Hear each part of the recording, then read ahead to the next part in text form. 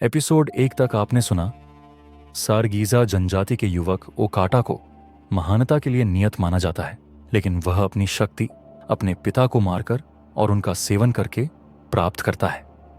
जनजाति उसके कार्यों से अनजान उसकी ताकत का जश्न मनाती है। दुर्भाग्य से ओकाटा को प्रतिद्वंदियों द्वारा मार दिया जाता है, जो उसकी शक्ति को हासिल करने के लिए उसका मांस खाते हैं।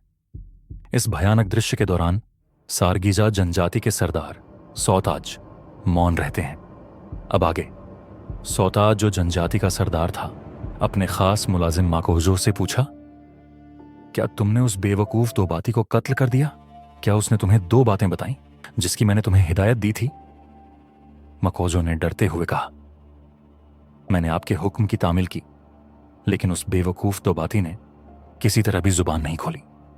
मैंने उसे कत्ल करने के सिवा तमाम यातनाएं देकर उससे राज उगलवाने की भरपूर कोशिश की, लेकिन मैं नाकाम रहा। मेरे बड़ी तकलीफ और सदमा वो बड़ी आसानी से झेल लेता है। मैं उस पर अपने सारे हथकंडे आजमा चुका हूं और वो जुबान नहीं खोलता। सौताज के होठों से बड़बड़ाहट निकली। उसकी चमकती हुई आंखें मुलाजिम के चेहरे पर जम गईं।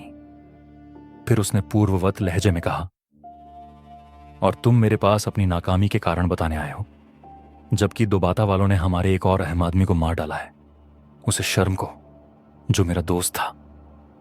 उसका नर्म लहजा माकोजो के लिए मौत का प्रतीक था। माकोजो की रूह सिमटकर कलेजे में आ गई।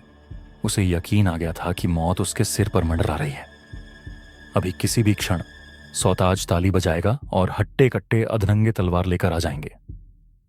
वो घुटनों के बल झुका और उसने खौफ से कांपते हुए अपना माथा जमीन पर टेक दिया। रम हम आका रहम, माकोजो के मुंह से निकला। सौताज खामोशी से उसकी तरफ देखता रहा। मेरे अजीम आका, इसमें कोई शक नहीं कि दोबात वालों ने तेरे महिती शख्स को कत्ल करके बड़ा जुल्म किया है, और ओकाता की मौत ऐसी नहीं है कि उसे आसानी से भुला दिया जाए। लेकिन मुझ पर रहम कर मुझ पर। सौताज ने दाएं हाथ पर रखी मेज पर से खूबसूरत चाकू उठाया, जो फल काटने का काम आता था, और उससे किसी आदमी को मार डालना मुमकिन नहीं था। फिर जब माकोजो ने सिर उठाकर आका की तरफ देखा तो वो उस चाकू से अपने नाखून काट रहा था। अचानक उसने कहा, इस दफा मैं तुम्हारी इस नाकामी को नजरअंदाज करता हूं, लेकिन आइंदा ऐसा कभी नहीं होगा मेरे आका। माकोजो ने पीछे खड़े होकर कहा, और उसके चेहरे पर इत्मीनान की झलक दिखाई दी। अब वो दूसरे हुक्म के इंतजार में था। सौताज ने चाकू वापस मेज पर रख दिया और थोड़ा पसर कर सोच में डूब गया। फिर उसने जो बोलना शुरू किया जैसे कोई नींद में बड़बड़ाता है। इसका मतलब है कि दोबाता वाले किसी हालत में भी जंग से बाज नहीं आएंगे। हम अभी तक उनके इन कोशिशों के बारे में कुछ भी मालूम नहीं कर सके, लेकिन एक दो बात ही हमारे कब्जे में है। उसका मुंह खुलवाना चाहिए। आखिर कोई ना कोई तरीका ऐसा होना चाहिए जिस पर अमल करके हम उसके सीने में छुपी जानकारी हासिल कर सकें। जानकारी हासिल होना जरूरी है।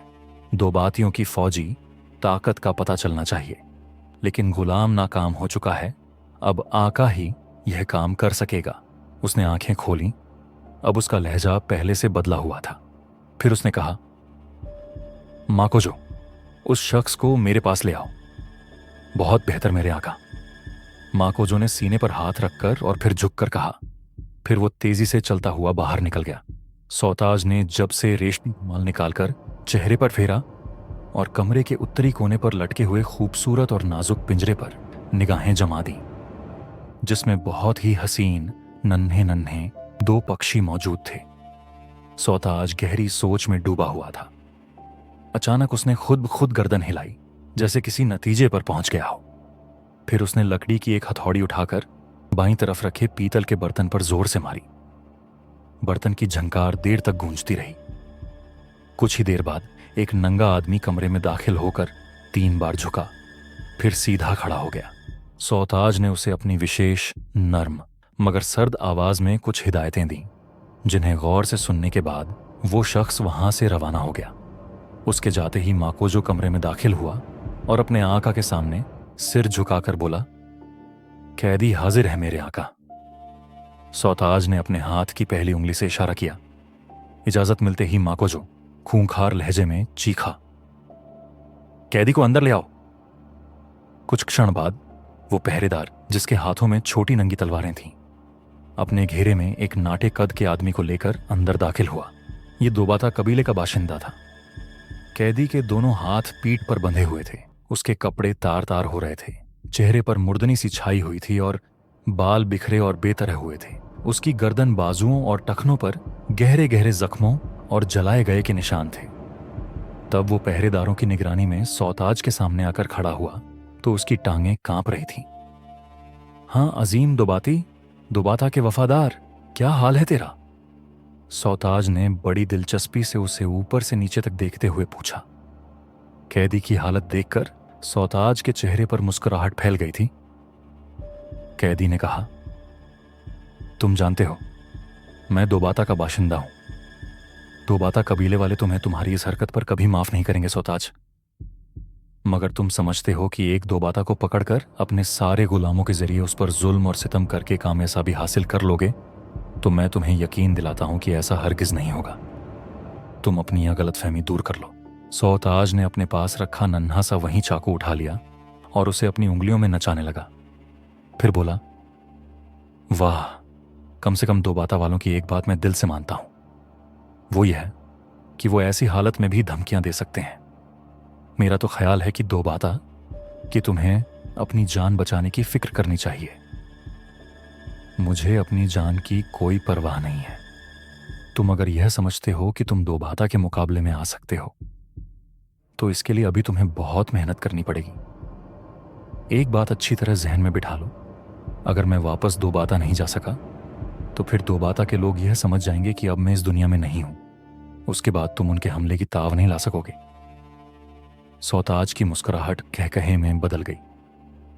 बेवकूफ आदमी, हम बहुत कुछ कर सकते हैं, बहुत कुछ कर सकते हैं। अपनी यह खुशफहमी दिल से निकाल दो। मैं तो ये और समझ रहा हूं कि तकदीर सारगोजा वालों के हक में है और बहुत जल्द उनके मुकद्दस का समारोह का इंतजाम होने वाला है। दोबाता की फौजी ताकत क्या है, कितने जंगजू और लड़ाके हैं तुम्हारे साथ। बात असल में यह है कि हम तुम्हारी कार्रवाइयों को खत्म करना चाहते हैं। तुम्हारे आदमियों ने हमारे एक और साथी को हड़प कर लिया है और इसके बदले में तुम जानते हो कि दोबाता वालों को क्या सजा मिलेगी। मैं तुमसे दोबाता वालों की ताकत के बारे में मालूम करना चाहता हूं। बताओ मुझे, तुम तो पूरे पागल हो, मगर तुम्हें दोबाता वालों की फौजी ताकत के बारे में मालूम नहीं तो तुम्हें कोई हक नहीं कि तुम सारगोजा की सरदारी करो। ये बात मान लो कि अब तुम्हारा वक्त पूरा हो चुका है। तुम हमारे हाथों से बच नहीं सकोगे। बहुत जल्द तुम्हारी बिना सिर की लाश तुम्हारे कबीले के दरवाजे पर लटकी हुई नजर आएगी। आज्ञाकारी सौताज। सौताज का चेहरा गुस्से से सुर्ख हो गया और फिर गर्दन झुका ली। उसकी छोटी छोटी आंखों की पुतलियां चमकने और सिकुड़ने लगीं।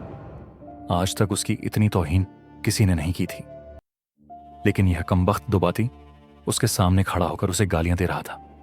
सौताज सोचा, अब इस शख्स को जिंदा नहीं छोड़ना चाहिए। यह बदतरीन सर्जा का पात्र बन चुका है। मुमकिन था कि वो गुस्से की शिद्दत में फौरन झल्लाद को बुलाकर उसका सिर काटने का हुक्म दे देता, लेकिन उसने अपना इरादा बदल लिया। उसने सोचा, जरा सब्र से काम लेना जरूरी है। इस शख्स को भी मार देना मुनासिब नहीं होगा। अभी इससे बहुत सी बातें पूछनी हैं। कम से कम यह पता चलना चाहिए कि दोबाता की फौजी ताकत क्या है। यह शख्स सारी बातें बता सकता है। उसने अपने गुस्से पर काबू पर लिया और बोला, बेवकूफ आदमी, हमारे दुश्मनी दोबाता कबीले से है, तुमसे नहीं। क्या समझे? मैं तुम्हें जिंदगी ही नहीं बल्कि और भी बहुत कुछ देने के लिए तैयार हूं। तुम सिर्फ ये करो कि मुझे दोबातियों की सारी तफसील बता दो। क्या समझे? लेकिन दोबाता का वफादार आदमी इतना गद्दार नहीं था। उसने पूरा ताकत से सरगोजा कबीले के सरदार के मुंह पर थूक दिया और गुर्राते हुए बोला, सौताज कुत्ते, तुझे खुद भी अपनी मौत सामने नजर आ रही है। मैं कल्पना में तेरा कटा हुआ सिर तेरे कबीले के दरवाजे पर लटका देख रहा हूं। तुमने जितने जुल्म मुझ पर करवाए हैं वो तेरे किसी काम नहीं आ सके हैं। मैं दावे से कहता हूं कि तुम्हें को मौत मारा जाएगा। क्या समझता है तू मुझे? मैं दोबाता हूं, हम बिकने वाले नहीं होते, वो भी तुम जैसे शैतानों के हाथों। अब सौताज के खून का पैमाना छलक उठा था। वो खड़ा हो गया, बोला, ओ कुत्ते दो बाती। ये कहकर पूछ वो के छोटे सांप किए, लेकिन उसके अंदर एक अजीब सी कैफियत जाग उठी थी।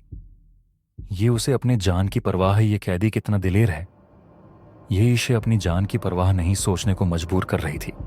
सौताज ने आंखें बंद कर लीं और गहरी सोच में डूब गया। उसके दाएं बाएं दोनों पहरेदार निश्चल खड़े हुए थे। वे हैरत में पत्थर हो गए थे। उनकी समझ में नहीं आ रहा था कि इतनी तर्जबानी के बावजूद उनके सरदार ने अब तक इस शख्स को जिंदा क्यों छोड़ रखा है। फिर उन्होंने सोचा, हो सकता है, और उनका यह ख्याल बिल्कुल सही था, सौताज उस दोबाती के सीने से राज उगलवाने के लिए दिमाग लगा रहा था, क्योंकि यह बहुत जरूरी था। अचानक सौताज हंस पड़ा। पहरेदारों ने एक दूसरे की तरफ देखा। उधर दोबाती भी ताज्जुब से सौताज को देख रहा था। वो इस दरिंदे जैसे इंसान के चेहरे से उसके भीतरी एहसासों को जानना चाहता था। इतना तो वो जानता था कि सौताज अभी उसे जान से नहीं मारेगा, क्योंकि इस बात मालूम है कि दोबाता वाले जंग के लिए तैयार खड़े हैं। अनायास सौताज की आवाज उभरी, हां, तो तू बता कि दोबातियों की ताकत क्या है। कहकर उसने दोबाती की तरफ घूरना शुरू कर दिया। उसकी आंखें, जिनकी चमक पहले से कुछ ज्यादा हो गई थीं, ऐसे लग रही थीं जैसे अंधेरी रात के किसी सुनसान जंगल में दो मशालें जल रही हों। दोबाती ने कुछ देर बाद कहा, बेहतर है कि तुम दोबातियों के सामने घुटने टेक दे और उनसे अपने लिए पनाह मांगे। हकीकत यह है कि तू मुझे पागल मालूम होता है, वरना मुझसे इतनी बदतमीजी के साथ पेश ना आता। तुझे इस बदतमीजी की सजा जरूर मिलेगी। मैं तुझे बता चुका हूं कि अब तेरा सिर तेरे कंधों से जुदा होने को तैयार है। पागल, तू मेरे सिर की फिक्र न कर। यह सिर लंबे अरसे से मेरे कंधों पर रखा हुआ है और इसे आज तक खरोंच नहीं आई। यह आइंदा भी मेरे कंधों पर मौजूद रहेगा। अलबत्ता मुझे तेरा सिर इन पैरों में ठोकरे खाता नजर आ रहा है।